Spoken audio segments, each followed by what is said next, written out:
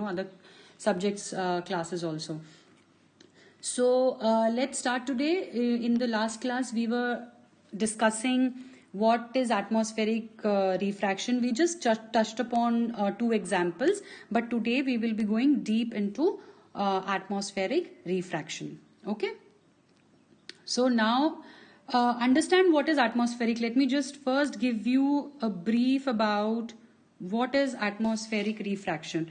Now, see, we have atmosphere around the surface of the earth, and this atmosphere, suppose if this is the earth here, this earth has got various levels of atmosphere. Okay, and at all these levels you have here, let's say this is your first layer, this is your second layer, and this is your third layer. So the density in these layers will be different. How will it be different? Here in the first layer, this environment will be much denser as compared to the environment above here, right? The first layer of the atmosphere will be much denser. Why will it be much denser? Because you have many particles, and the kind of atmosphere that you have is a heterogeneous atmosphere, which consists of many types of particles, right? You have dust particles, you have water molecules, you have smoke, so this is a heterogeneous atmosphere here. So the density is going to be very high, but the density here in the second layer of the atmosphere is going to be slightly lesser than, or slightly rarer than, the first layer of the atmosphere. As you go high, what would happen is the number of molecules would start to reduce. Okay, so as you go in the third layer of the atmosphere, then the number of the molecules in the atmosphere will start to reduce. So this layer, as you go higher and higher, again the density will keep reducing, right? So the topmost layer of the atmosphere will be the most rarer atmosphere. Okay, and the last atmosphere, that is just the atmosphere which is right above the surface of the earth, would be the most denser. Okay, so you have to understand various levels of atmosphere, correct? So now understand that if the light ray travels from rarer to denser medium, just remember, what did we study? Whenever light ray travels from rarer to denser medium, what will happen? The light is going to bend towards the normal. So here also, suppose there is a light which is coming like this. So at this point the light is going to come straight, but as it enters, now this is a rarer medium, as it enters medium 3, okay, the layer 3, as compared to this layer 4 is a slightly denser medium. If you compare these two layers, if you compare layer 4 and the atmospheric layer number 3, which is denser, number 3 is slightly denser as compared to number 4. So it is going to bend towards the normal. Okay, if we draw a normal like this here, if we draw a normal like this. Now again, now the light is entering from the third layer to the second layer. So out of the second and the third atmospheric layers, which one of them are comparatively more denser? The second layer is more denser, right? So again, now how is the light entering? The light is entering from rarer to denser medium. It is going to bend further. Then now where is the light coming from? The light is coming from the second layer. It is entering into the first layer. So here, which one is more denser? Layer 1 is much more denser as compared to layer 2. So again it is going to bend. So what is happening? Continuously the light is getting bent towards the normal, and it is coming from here at the surface of the earth. So in very plain and simple sentences, understand that whenever light travels from the higher levels of the atmosphere to the surface of the earth, it is continuously getting bent. There is this bending takes place. This bending takes place precisely because of different refractive index. Why is the refractive index of every layer different?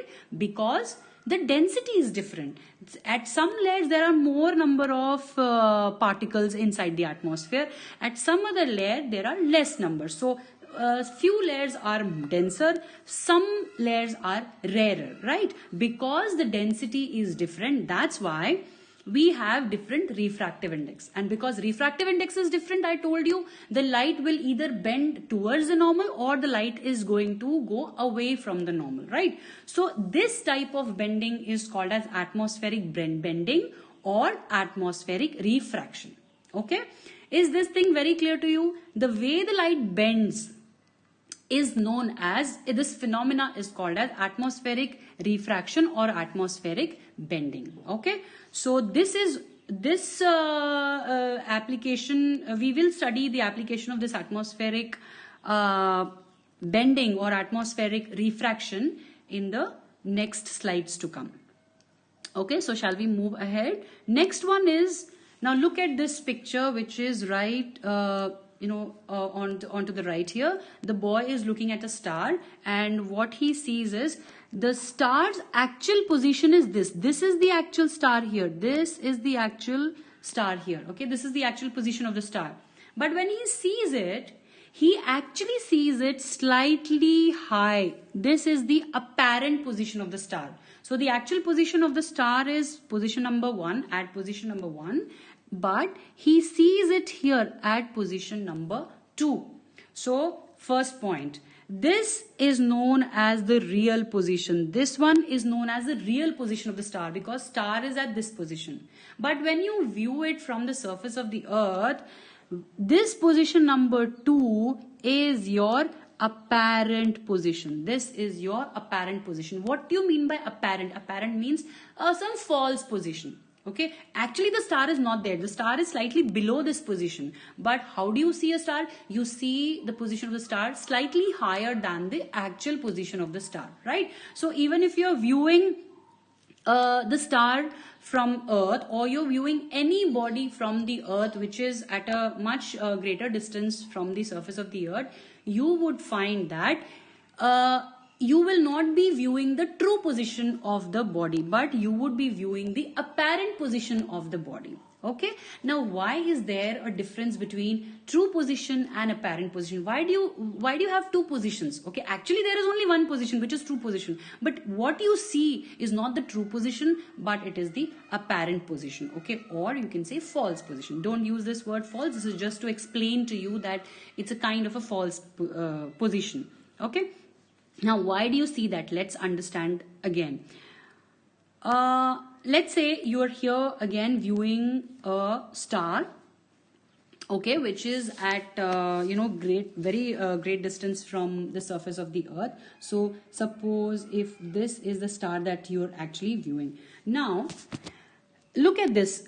All this while when the light from this star is actually traveling to the observer who is standing on the surface of the earth, what is happening?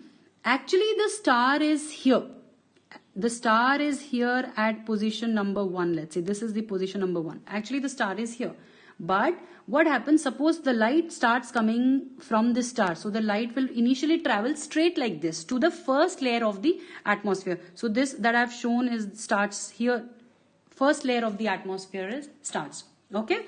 Now the light will initially travel straight like this without any bending, because the above a certain level there is actually no atmosphere. This light is going to actually travel straight like this. It won't get scattered.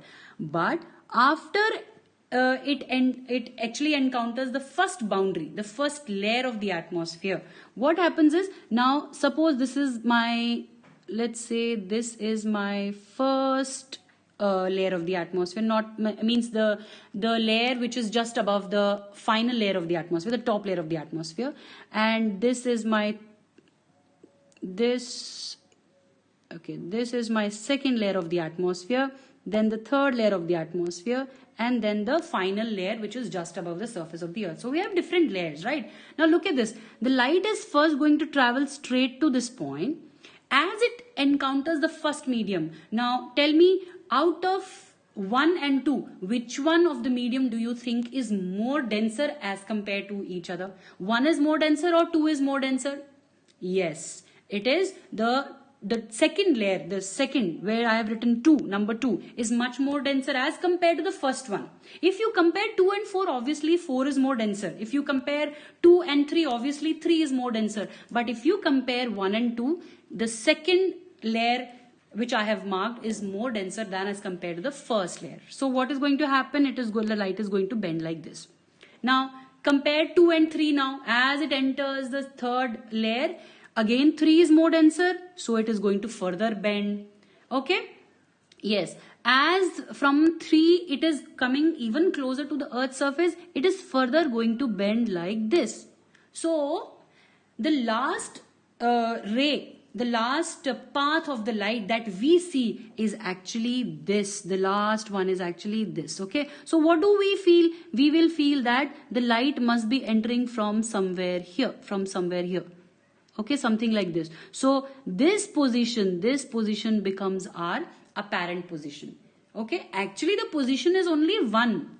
At position 1 only the star is placed. But we think that it appears to us that this is where the star is at position number 2. So position number 1 becomes the true position of the star, where the star actually is, and the position number 1 becomes the actual position of the star, where the star is physically placed, but position number 2 becomes the apparent position of the star, okay, which is not the true position.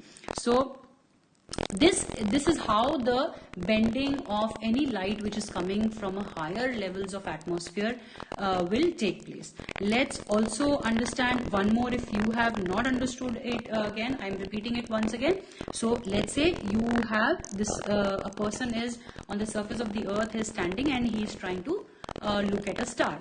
So the position, this position here, position number 1, that becomes the position number 1 becomes the true position of the star, where the star actually is. But look at this. So from the true position of the star, the light is going to come like this. It is going to travel straight. As it encounters the first layer of the atmosphere, it will first analyze, okay, which layer is denser? Number 1 layer is denser or number 2 layer is denser? So he will understand that number 2 layer is more denser. Okay? Okay, or so we see the apparent star. Okay, Anamika, we see the apparent star here. Okay, so the light is going to bend like this. Fine. Then next, again it will encounter the next layer. So again it is going to analyze, is number 2 layer where I am currently in, is that is more denser, or the next layer where I'm entering is more denser. So number 3 where it is entering is much more denser. Fine. Okay. Next, number 4. Okay, so the last layer is even much more denser. Fine. So this is how the bending will take place. Okay, what I'm going to do is, if my voice is not audible, just wait for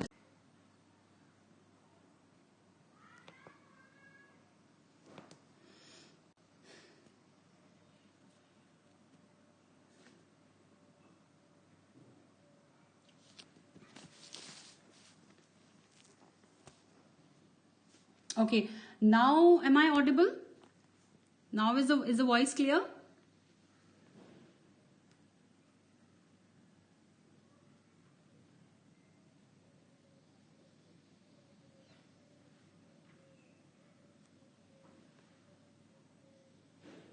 Okay, fine.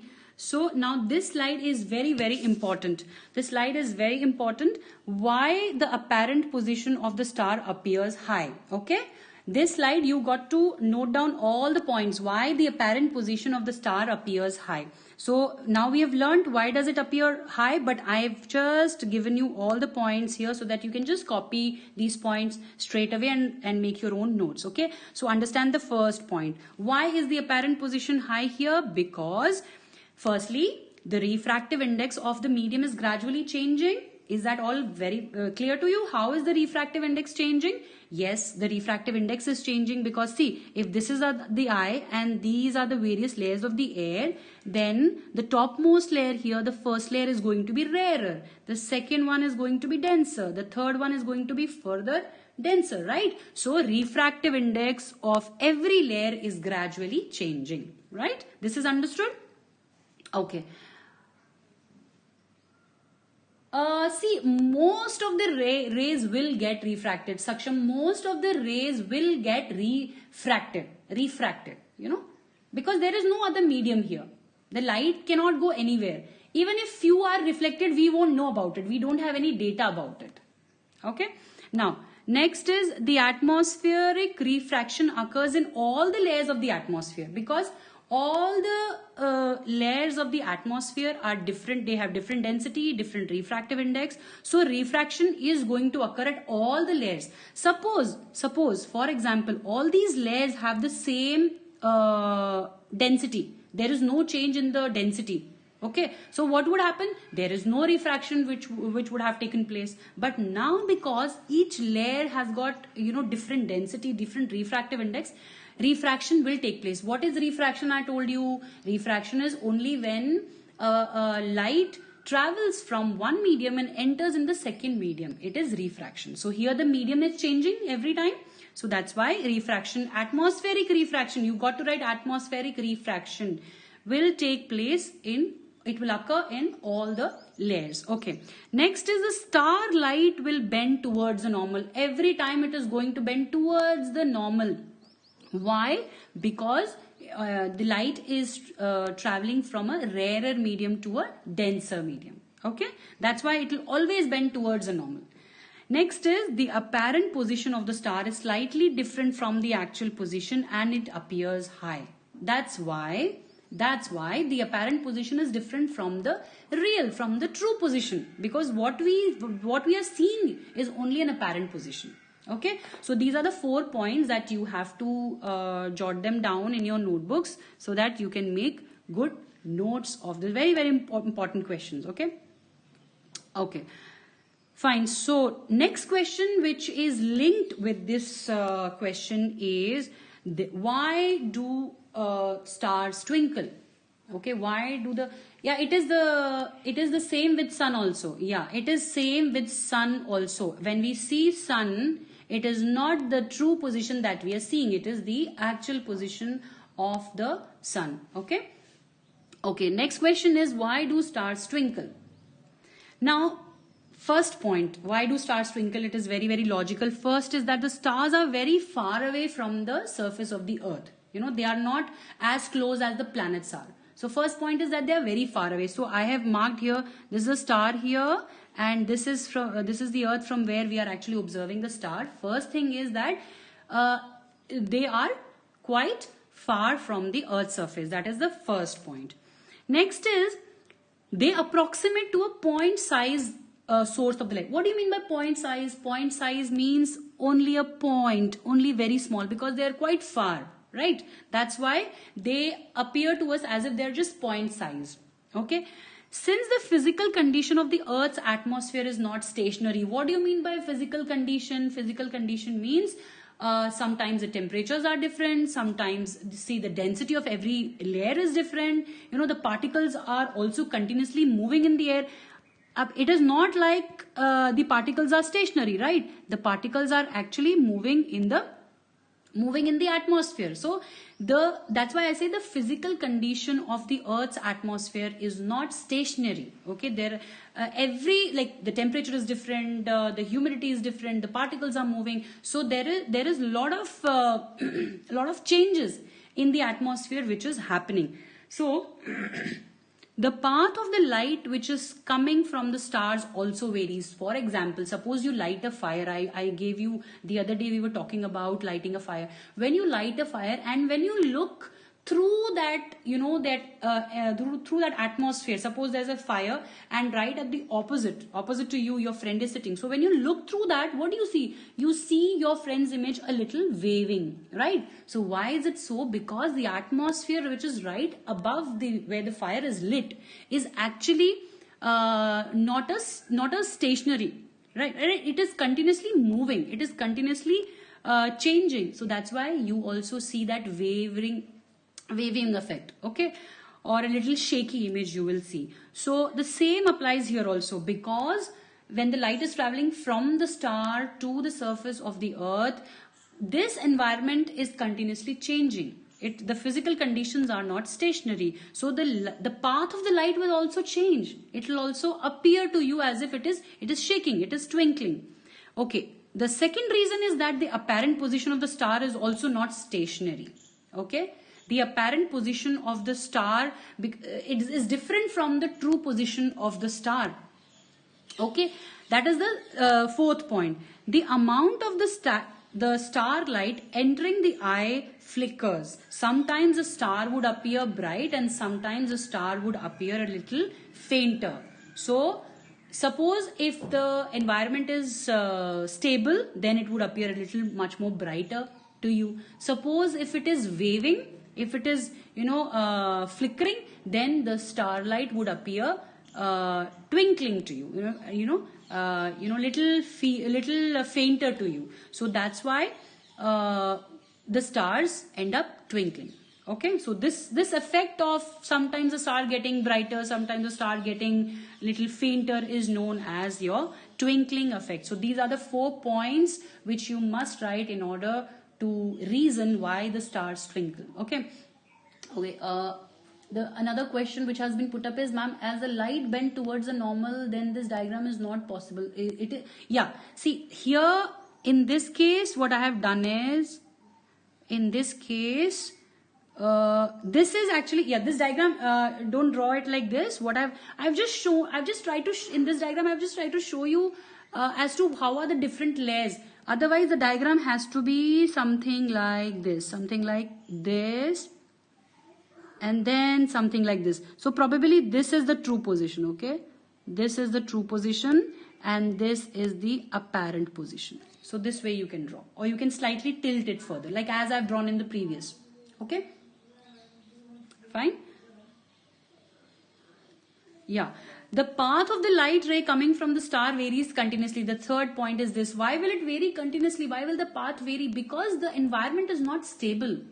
Understand that environment is not stable. It is continuously changing.